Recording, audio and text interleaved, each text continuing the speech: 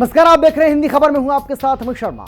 मोदी 3.0 के 1 साल और मोदी सरकार के 11 साल पूरे हो चुके हैं।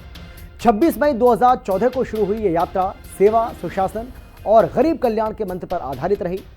इन 11 सालों में दुनिया ने भारत की आर्थिक और सामरिक शक्ति को देखा है, लेकिन गरीब कल्याण को लेकर नरेंद्र मोदी ने कुछ ऐसी योजनाएं शुरू की जो युग परिवर्तनकारी हैं। साथ ही आतंकवाद के खिलाफ भी मोदी सरकार ने नई लाइन खींच दी है। मोदी सरकार के 11 साल पूरा होने पर देखिए हिंदी खबर की ये स्पेशल रिपोर्ट। सौगंध मुझे इस मिट्टी की, मैं देश नहीं मिटने दूंगा, मैं देश नहीं मिटने दूंगा, मैं देश नहीं झुकने दूंगा। हमारे देश की हर माता को, देश की हर बहन को और देश की हर बेटी को आज समर्पित करता हूं। ऑपरेशन सिंदूर हमने 22 मिनट में आतंकियों के 9 सबसे बड़े ठिकाने तबाह कर दिए।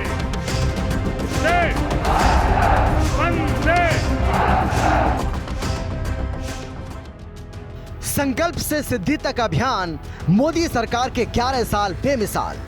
नई सोच, नई रफ्तार, सबका विकास, नए भारत का अमृतकाल। अयोध्या में राम मंदिर का निर्माण, आर्टिकल 370 और 3 तलाक का खात्मा, सर्जिकल स्ट्राइक से ऑपरेशन सिंदूर तक, आतंक के खिलाफ न्यू नॉर्मल अब पीओ के लक्ष्य है।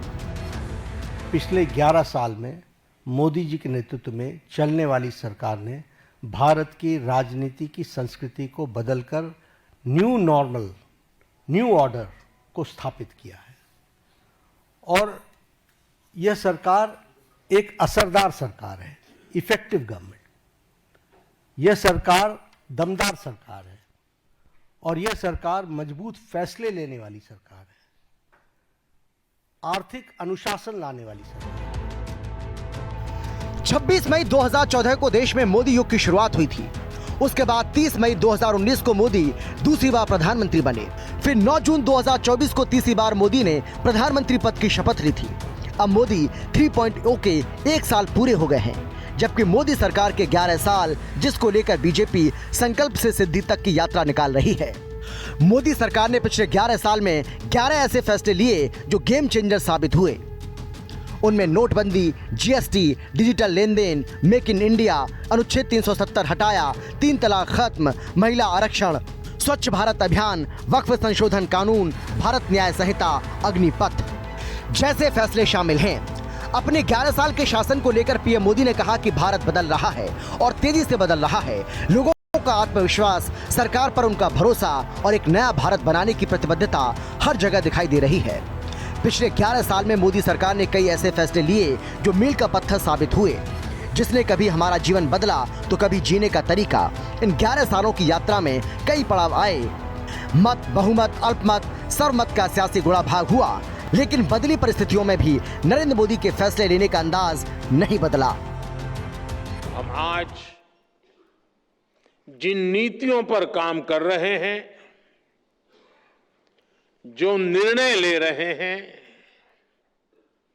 वो 1000 साल का भविष्य तय करने वाले हैं। आपको जल्द से जल्द भारत को दुनिया की तीसरी सबसे बड़ी इकोनॉमी भी बनाना है। इस काम में विलंब न हो, ये हम सभी को सुनिश्चित करना है। 26 मई 2014 को शुरू हुई पीएम मोदी की यात्रा सेवा, सुशासन और गरीब कल्याण के मंत्र पर आधारित रही। इन 11 सालों में भारत ने आर्थिक, सामाजिक और वैश्विक मंच पर उल्लेखनीय प्रगति की है। आर्थिक मोर्चे पर भारत 2014 में 11वीं सबसे बड़ी अर्थव्यवस्था से 2025 में चौथी सबसे बड़ी अर्थव्यवस्था बन गया। Make in India, digital India जैसे पहलों ने निवेश और नवाचार को बढ़ावा दिया। बीजेपी अध्यक्ष जेपी नड्डा ने मोदी सरकार के 11 साल का रिपोर्ट कार्ड पेश करते हुए कहा कि नरेंद्र मोदी के नेतृत्व वाली सरकार न सिर्फ दमदार है, बल्कि ये मजबूत फैसले लेने और आर्थिक अनुशासन लाने वाली सरकार है। उन्होंने कहा कि इन 11 सालों के दौरान 81 करोड़ लोगों को मुफ्त राशन मिला, 15 करोड़ से ज्यादा नल से जल कनेक्शन दिए गए, 4 करोड़ से ज्यादा गरीबों को घर मिला, देश भर में करीब 12 करोड़ शौचालय का निर्माण किया गया, 68 लाख रेहड़ी पटरी वालों को कर्ज दिया गया, 52.5 करोड़ छोटे उद्यमियों को भी कर्ज दिया गया, 10 करोड़ से ज्यादा उज्ज्वला गैस कनेक्शन बांटे गए, साथ ही 20 करोड़ महिलाओं को कोविड के दौरान आर्थिक सहायता दी गई। जो विकसित भारत और विकसित भारत में अमृतकाल और अमृतकाल के लिए जो सेवा, सुशासन और गरीब कल्याण, इस पे जो समर्पित 11 साल प्रधानमंत्री मोदी जी के नेतृत्व में कार्य हुआ है, वह स्वर्ण अक्षरों में लिखे जाने वाला कार्य हुआ है। It should be written in golden words, in golden letters, क्योंकि जो काम हुआ है वह अकल्पनीय और अद्वितीय। प्रधानमंत्री नरेंद्र मोदी खुद को प्रधान सेवक कहते रहे और ऐसे निर्णय लेते रहे जो उनके अनुसार राष्ट्र सेवा के लिए अनिवार्य रहे, चाहे इसके लिए उन्हें सियासी आलोचना झेलनी पड़ी हो या वैश्विक दबाव। इसे नियति कहें या विडंबना, पीएम मोदी को अपने 3 कार्यकाल के दौरान राष्ट्रीय सुरक्षा की बड़ी चुनौतियों का सामना करना पड़ा, लेकिन हर बार उनका पलटवार एक ऐसी अपरंपरागत परंपरा स्थापित कर गया जिसने दुश्मन का फन कुचला। देश की जनता ने आतंकवादियों को मिट्टी में मिलाने के लिए सेनाओं को सरकार से पूरी छूट मिलती देखी। आतंकियों ने सिंदूर उजाड़ा, इसीलिए भारत ने आतंक के हेडक्वार्टर को उजाड़ दिया। जम्मू कश्मीर के पहलगाम में आतंकवादियों ने जो कुछ किया, क्या भारत चुप बैठ सकता है? क्या मोदी चुप बैठ सकता है? जब कोई हमारी बहनों के सिंदूर को मिटाएगा तो उसका भी मिटना तय हो जाता है।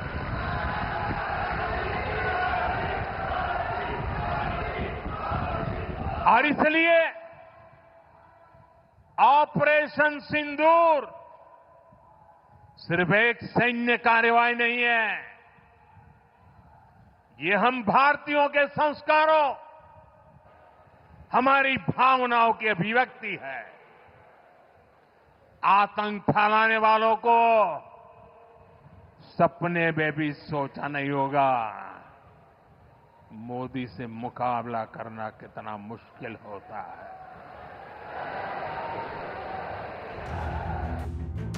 पिछले 11 सालों में भारत ने अपनी बदली नीति के तहत पाकिस्तान के आतंक का करारा जवाब दिया। सर्जिकल स्ट्राइक से लेकर ऑपरेशन सिंदूर तक भारत ने संयम और निर्णायक जवाबी कार्रवाई की नीति का प्रदर्शन किया। हर ऑपरेशन का उद्देश्य राष्ट्रीय सुरक्षा की रक्षा करना, अपनी संप्रभुता की रक्षा करने के भारत के संकल्प को मजबूत करना, जबकि कार्रवाई को भी रणनीतिक सीमाओं के भीतर रखना है। मोदी सरकार के 11 साल के दौरान आतंकवाद पर 3 बार करारा प्रहार किया गया। उरी हमले के बाद भारत ने 2016 में सर्जिकल स्ट्राइक कर भारत ने पीओके में मौजूद आतंकी ठिकानों को तबाह किया और 40 से अधिक आतंकियों को मौत के घाट उतार दिया।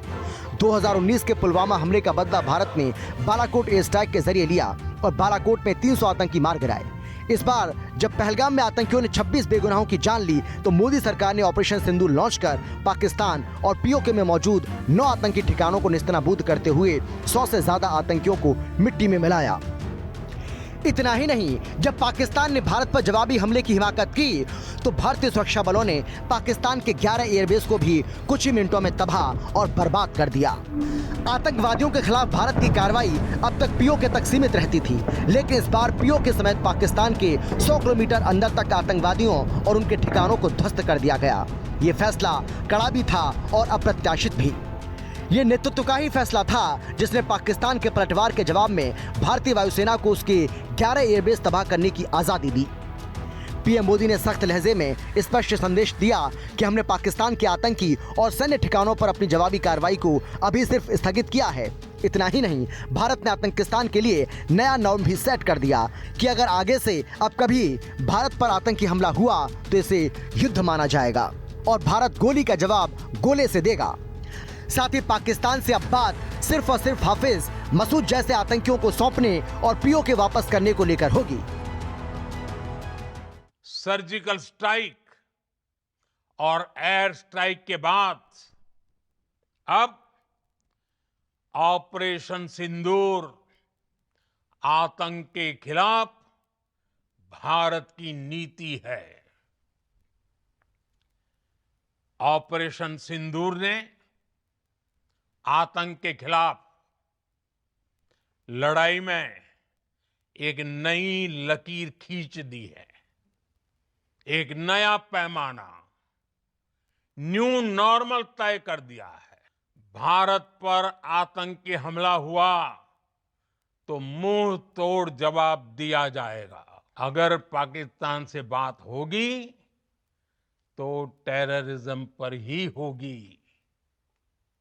अगर पाकिस्तान से बात होगी तो पाक ऑक्युपाइड कश्मीर पीओके उस पर ही होगी। आतंक के खिलाफ शुरुआत से मोदी सरकार की जीरो टॉलरेंस की नीति रही। इसका काफी ज्यादा असर भी देखने को मिल रहा है। 2004 से 2014 तक के कांग्रेस सरकार के 10 साल के दौरान जहां 9,321 आतंकी घटनाएं हुई, जिसमें 2,829 लोगों और जवानों की मौत हुई, वहीं मोदी सरकार के 2014 से 2025 के दौरान 2,559 आतंकी घटनाएं हुई, जिसमें 934 लोगों और जवानों की मौत हुई। जेपी नड्डा ने कहा कि हाल ही में आतंकवादियों को मुंहतोड़ जवाब दिया गया और नक्सलवाद भी अब तेजी से खात्मे की ओर बढ़ रहा है। मधुबनी में उन्होंने क्या कहा? उन्होंने कहा कि तुम्हें कल्पना से भी बाहर जवाब दिया जाएगा। और आपको मालूम है कि उनके ठिकाने, टेररिस्टों के ठिकाने और उनके एयरबेस सारे के सारे ध्वस्त कर दिए गए बियॉन्ड उनकी कल्पना से। तो और ये न्यू नॉर्मल बन गया है। This is the new normal. प्रधानमंत्री जी ने इस कन्फ्रंट करते हुए सामने से कहा है, एक स्पष्ट रूप में कहा है कि कोई भी टेररिस्ट घटना को एक्ट ऑफ वॉर समझा जाएगा, और साफ कहा है कि ये न्यूक्लियर वॉर की गीदड़ भभकी बंद करो, और साफ कहा है कि टेररिस्ट और टेररिस्ट को संरक्षण देने वाले में अंतर नहीं समझा जाएगा। तो हमें समझना चाहिए कि हम, चाहे वो कोरोना की घटना हो, चाहे वो टेररिज्म की घटना हो, किसी भी घटना को कन्फ्रंट इस सरकार ने पिछले 11 सालों में सामने से किया है और उसका मुंहतोड़ जवाब दिया है। आतंकवाद और नक्सलवाद की कमर तोड़ने के साथ ही मोदी सरकार के 11 सालों में आर्थिक सुधारों पर भी विशेष ध्यान रहा। Make in India, digital India और स्टार्टअप इंडिया जैसी योजनाओं ने भारत को वैश्विक आर्थिक मानचित्र पर मजबूत किया। पीएम मोदी के लिए मेक इन इंडिया सिर्फ एक नारा नहीं था, बल्कि उन्होंने इसे मुहिम बनाया, और इसका दम ऑपरेशन सिंदूर के दौरान भी देखने को मिला, जब भारत में निर्मित ब्रह्मोस ने पाकिस्तान में ऐसी खलबली मचाई कि शहबाज मुनीर के पैर कांपने लगे। और आज भी पाकिस्तान ब्रह्मोस का नाम सुनकर कांप जाता है। साथ ही इस छोटे से युद्ध के बाद मेक इन इंडिया हथियारों की दुनिया भर में डिमांड भी काफी ज्यादा बढ़ गई। ऑपरेशन सिंदूर में दुनिया ने भारत के स्वदेशी हथियारों और मेक इन इंडिया की ताकत भी देखी है। हमारे भारतीय हथियारों ने, ब्रह्मोस मिसाइल ने दुश्मन के घर में घुसकर तबाही मचाई। जहां टारगेट तय किया, वहां धमाके किए। ये ताकत हमें आत्मनिर्भर भारत के संकल्प से मिली है। बुनियादी ढांचे के विकास में मोदी सरकार ने अभूतपूर्व कदम उठाए। सड़क, रेल, हवाई अड्डे और बंदरगाहों के निर्माण ने देश की कनेक्टिविटी में सुधार किया। प्रधानमंत्री गति शक्ति योजना ने मल्टी मॉडल कनेक्टिविटी को बढ़ावा दिया, जिससे लॉजिस्टिक की लागत कम हुई। इसके अलावा स्वच्छ भारत मिशन ने देश को खुले में शौच से मुक्त किया, जबकि उज्ज्वला योजना ने गरीब परिवारों को सस्ती रसोई से गैस उपलब्ध कराई। 2004 में जो हाईवे 65,500 किलोमीटर थे, वो 2014 में 91,287 किलोमीटर हुए और अब 2024 तक 1,46,145 किलोमीटर तक उनका विस्तार हो चुका है। 2014 तक प्रधानमंत्री ग्रामीण सड़क योजना के तहत 4,19,358 किलोमीटर सड़कें बनी थी, लेकिन 2024-25 तक 7,71,950 किलोमीटर सड़कें बन चुकी हैं। 2014 में जब मोदी प्रधानमंत्री बने तब देश में 7 एम्स अस्पताल थे, जिनमें से 6 अटल बिहारी वाजपेयी सरकार ने मंजूर किए थे। अब देश में 23 एम्स हैं। वहीं मेडिकल कॉलेज 387 से बढ़कर 766 हो चुके हैं। यानी देश बाहर से भी मजबूत हुआ और अंदर से भी मजबूत हुआ। इंफ्रास्ट्रक्चर पर जोर संपूर्ण भारत में है तो जम्मू कश्मीर में भी है।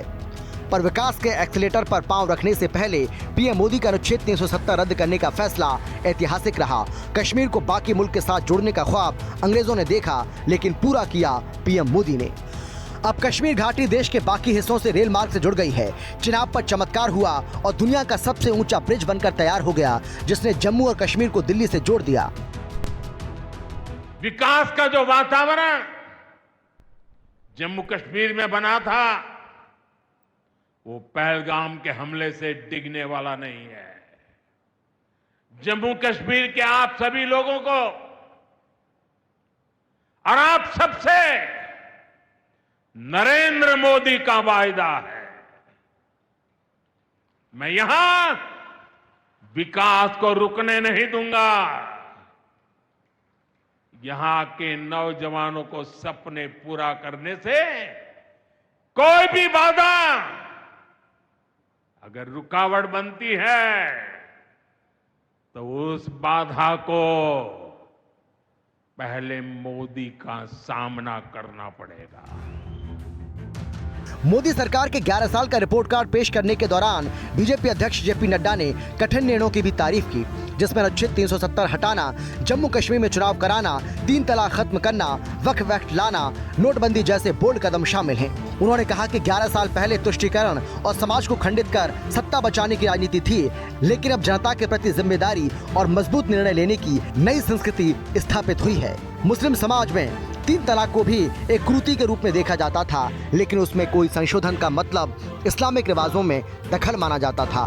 पीएम मोदी ने इसे बदला। 3 तलाक से मुक्ति का बहुत महत्वपूर्ण और नारी शक्ति के सम्मान का काम 17वीं लोकसभा ने किया।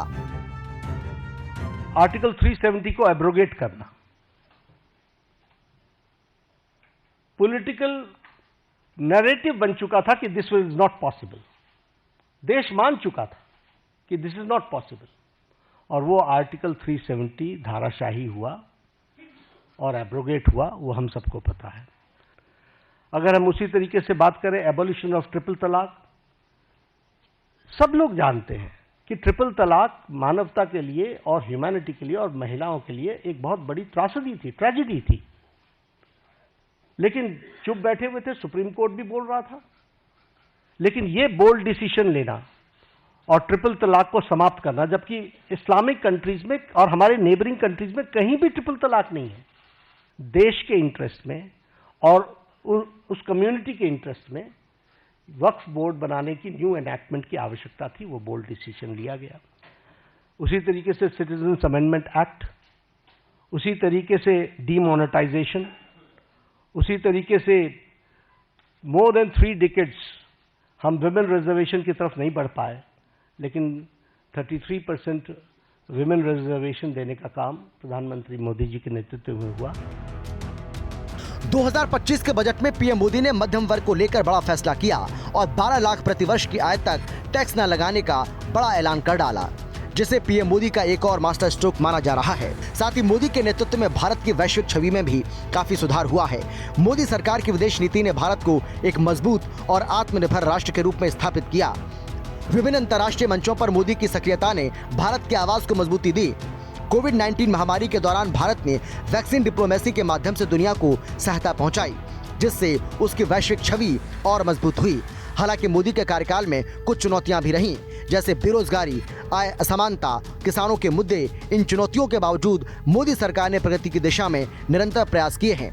भविष्य में आत्मनिर्भर भारत और विकसित भारत के लक्ष्य को हासिल करने के लिए इन मुद्दों पर और ज्यादा ध्यान देने की आवश्यकता है। हमारे प्रधानमंत्री जी का ये सपना है कि भारत विश्वगुरु बने, विश्व की 3rd लार्जेस्ट अर्थव्यवस्था बने और $5 ट्रिलियन की इकोनॉमी बने। और ये अगर उद्दिष्ट अगर हमको पूरा करना है तो हमें एक्सपोर्ट को बढ़ाना होगा, तभी इंडस्ट्रियल सेक्टर में ग्रोथ होगी, हमारी एग्रीकल्चर ग्रोथ होगी, सर्विस सेक्टर में ग्रोथ होगी, रोजगार निर्माण होंगे, वेल्थ क्रिएट होगी और इसके लिए इंफ्रास्ट्रक्चर डेवलप करने की आवश्यकता है। Water, power, transport and communication. हमारी सबसे बड़ी समस्या ये थी कि हमारे देश की लॉजिस्टिक कॉस्ट 16% थी, चाइना की 8% थी, अमेरिका और यूरोपियन कंट्रीज की 12% थी। हमारे रोड अच्छे नहीं थे, हमारे पोर्ट्स अच्छे नहीं थे, हमारे यहाँ फ्यूल में भी काफी महंगा पड़ता था, ट्रैफिक जाम के कारण देरियां होती थी। अब हमने जिस प्रकार के रोड बनाए हैं उसके कारण हमारी लॉजिस्टिक कॉस्ट अभी 6% कम हुई है और आने वाले विशेष रूप से 1 साल में हम 9% पर आएंगे। पूरा देश प्रधानमंत्री नरेंद्र मोदी को उनके शानदार 11 साल के शासन के लिए बधाई दे रहा है। उत्तर प्रदेश के मुख्यमंत्री योगी आदित्यनाथ ने भी मोदी सरकार के 11 साल पूरा होने पर देशवासियों को बधाई दी। उन्होंने ट्वीट कर लिखा कि आदरणीय प्रधानमंत्री श्री नरेंद्र मोदी जी के यशस्वी नेतृत्व में सेवा, सुशासन और गरीब कल्याण के स्वर्णिम 11 साल पूरा होने की सभी को हार्दिक बधाई। यह मात्र एक कालखंड नहीं बल्कि इस बात का प्रमाण भी है कि सेवा से प्रेरित शासन व्यवस्था के द्वारा आम नागरिक के जीवन में व्यापक सकारात्मक परिवर्तन लाया जा सकता है। नेशन फर्स्ट की भावना, जन सेवा के संकल्प, अंत्योदय के प्रण और विकसित भारत, आत्मनिर्भर भारत के निर्माण को समर्पित सेवा के 11 साल के लिए प्रधानमंत्री जी का हार्दिक अभिनंदन। इसके अलावा सीएम योगी ने मोदी सरकार की योजनाओं को लेकर बात करते हुए कहा कि सामाजिक और आर्थिक परिवर्तन को गति प्रदान करती प्रधानमंत्री आवास योजना, प्रधानमंत्री स्वनिधि योजना, आयुष्मान भारत, प्रधानमंत्री जन आरोग्य योजना, जन धन योजना और प्रधानमंत्री उज्ज्वला योजना जैसी अनेक लोक कल्याणकारी पहलें आम जन के जीवन को सुगम, वंचित को सशक्त और व्यवस्था को परिणामदायक बनाने के प्रति प्रधानमंत्री जी की प्रतिबद्धता को रेखांकित करती हैं और विरासत से विकास तक, मेट्रो की रफ्तार से सस्ती सुगम हवाई यात्रा तक, वंदे भारत ट्रेनों से नए राजमार्गों तक, इंफ्रास्ट्रक्चर से इंडस्ट्री तक, कृषि से कॉमर्स तक, राष्ट्रीय सुरक्षा से सामाजिक सुरक्षा तक, सामाजिक समृद्धि से सामाजिक न्याय तक। भारत विविध क्षेत्रों में विकास की एक नई गाथा लिख रहा है। मोदी सरकार के 11 साल पूरा होने पर बीजेपी के नेता और कार्यकर्ता देश भर में जश्न मना रहे हैं, लेकिन मोदी विरोधी इस मौके पर भी सियासत करने से बाज नहीं आ रहे। समाजवादी पार्टी के अध्यक्ष अखिलेश यादव ने बीजेपी पर जोरदार हमला बोलते हुए कहा कि 1 पे 1 11 है और 9 2 11 है। 11 साल तो 1100 साल के बराबर। जितना माननीय प्रधानमंत्री श्री नरेंद्र मोदी जी के नेतृत्व में 11 वर्षों में देश का विकास हुआ, गरीब का विकास हुआ, किसान का विकास हुआ, महिलाओं का सशक्तिकरण हुआ, देश सामरिक दृष्टि से शक्तिशाली हुआ और 27 करोड़ लोग गरीबी के दलदल में फंसे थे, वो बाहर निकले। आत्मनिर्भर भारत बन रहा है। हम विदेशों पर ही पूरी तरह से निर्भर रहते थे पहले, लेकिन मोदी जी के नेतृत्व में सरकार बनने के बाद भारत हर क्षेत्र में आत्मनिर्भर बन रहा है। सामरिक दृष्टि से हम इतने शक्तिशाली हैं कि भारत में बैठे बैठे पाकिस्तान के जो सेना का मुख्यालय है उसको भी तहस नहस कर सकते हैं, उनके हवाई अड्डे भी तहस नहस कर सकते हैं, जो आतंकवादियों को पैदा करने की फैक्ट्री उसको भी नाश कर सकते हैं। ये भारत की आज की ताकत है। ये नया भारत है, माननीय प्रधानमंत्री श्री नरेंद्र मोदी जी के नेतृत्व वाला भारत है और प्रधानमंत्री मोदी जी के नेतृत्व का भारत ही है जिसने सर्जिकल स्ट्राइक किया, जिसने एयर स्ट्राइक किया, जिसने ऑपरेशन सिंदूर किया। देश के प्रधानमंत्री नरेंद्र मोदी जी के नेतृत्व में 11 वर्षों में दुनिया ने भारत की तस्वीर को बदलते हुए देखा है। भारत की अर्थव्यवस्था सशक्त मजबूत होते हुए चौथे नंबर पर आई है।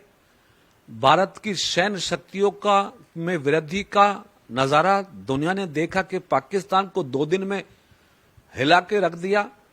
1 nation 1 election, 1 nation 1 ration card, 1 pension 1 pension, 3 तलाक, ओबीसी कमीशन को संवैधानिक दर्जा देना, नीट की परीक्षा हो या सैनिक विद्यालयों में या केंद्रीय विद्यालयों में आरक्षण की बात हो, पिछड़े समाज के लोगों को रिजर्वेशन देने का काम किया, सड़कों का जाल बिछा है, अर्थव्यवस्था मजबूत हुई है।